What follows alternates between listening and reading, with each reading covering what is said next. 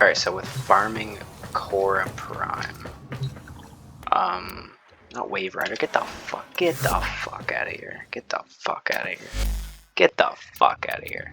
You got the Lith K9 relics, the Meso P8 relics, the Neo 21, and the Axie K8. So I know that the Lith K8s are pretty common from pretty much every single low-leveled mission. And I believe also with the Meso P8, they are also pretty common from a lot of things as well, like a lot of like mid to low leveled as well. You can even get them on Sanctuary Onslaught as well, so both of these can drop from Sanctuary Onslaught. With the Neo N21s, those can drop from literally anywhere in the Void on a B rotation. I'm not sure what rotation these two would be in any sort of like form, but I know that the Axie K8 is a really good farm for it is Lua, Apollo on a Lua specifically, and that's in an A rotation. But most of these, I think, except for the K8 or K9, I mean, are available as Earth Bounty rewards. All of these as well are also available in relic packs as well. So if you have left over, I'm not actually in a faction right now, but if you have leftover faction like standing, you can trade those in for relic packs if you want, because I can't actually show you because I'm not in any sort of standing here, but relic packs aren't that expensive, and usually you'll have like a decent amount of like standing left over that you can just transfer over if you're not doing anything with it. But I think that's the easiest way to get relic packs in my opinion, just because that's kind of like pretty standard and you just kind of get that passively. Another thing with that is if you're doing the Sanctuary Onslaughts and you're doing that to farm for like if you're doing the lower level ones or high level ones, doing the low level ones can get you 2 for 1 in certain stances, because I'm new to PC, so I'm not that high leveled here. I'm only rank 9. So doing this is a really good way to not only farm for the relics, but also farm for affinity as well, which can be good, especially for newer players who might have just gotten Titania Prime.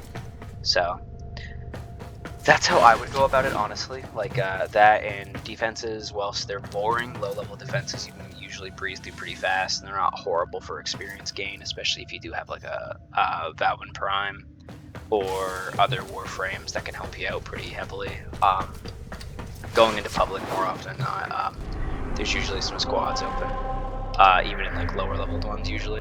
Yeah, like there's one squad here. Again, it's not much, but most people can handle an 8 to 13. So in my opinion, I just do low level defenses or Sanctuary Onslaught. Sanctuary Onslaught really is like the whole package for stuff like that. In this one scenario anyway, I can say that for certain. That would be my go-to. I've gotten a few relics so far. I haven't been lucky enough to get any actual pieces of Khora yet though. But I have gotten a few so far. I still have these ones left over there. But yeah, from the Lith K8, the rarest reward is the actual blueprint for her herself.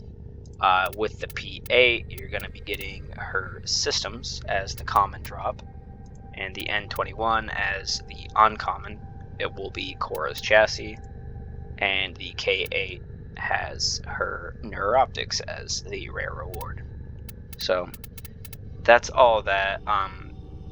Again, just most of these you can get from Sanctuary Onslaught. However, the Axie K8, just go to Apollo on Lua if you can. It is a disruption, but again, with a decent team, or even if you have a decent loadout.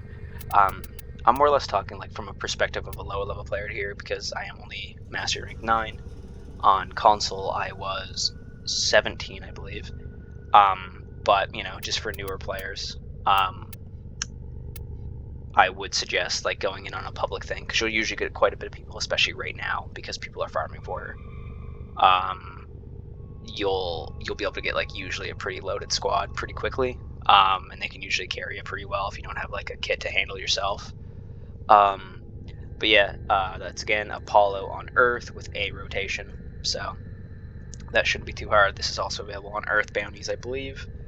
And then the K9's pretty much any lower level mission you want to go into that can drop relics has a chance to drop this. And again, you can also do Sanctuary Onslaughts.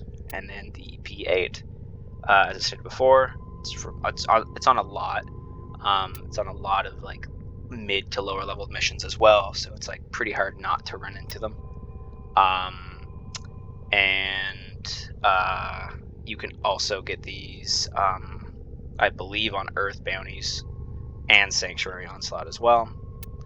And the N21s are actually the ones that I've been getting the most, but that's just because they're available on any mission in the Void, and I've been running a lot of Void lately, and they are also available on Earth bounties with B rotations on both of those.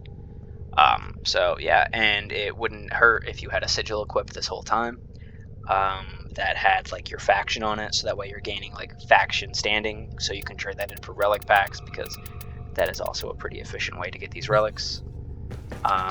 And yeah, just passively going through these, you'll also be getting void traces as well. If you don't have a lot of void traces to start out with, what you can do is you can start off with the relics that have her as like common rewards. Like that's Garuda, but well, they're good too. But you could start out with the commoner ones because you don't need to upgrade these at all, because it just lowers the chances that you'll actually get the common reward. So you can just start out with these, and if you do get a piece, or some people pick yours, and then just playing relic runs in general will get you more void traces just in general. So that could be a good way to like farm it for enough stuff to make your stuff radiant. It's not that hard all in all, but it can be like a bit troublesome to like figure this all out, but like just to figure out where they go from. But this stuff is always available in the codex. If you go to universe and you go to relics, and then you would type in like this specific instance, you're looking for Khora, so you're like, well, how do you get the Axie K8? They do tell you specific places where they drop from,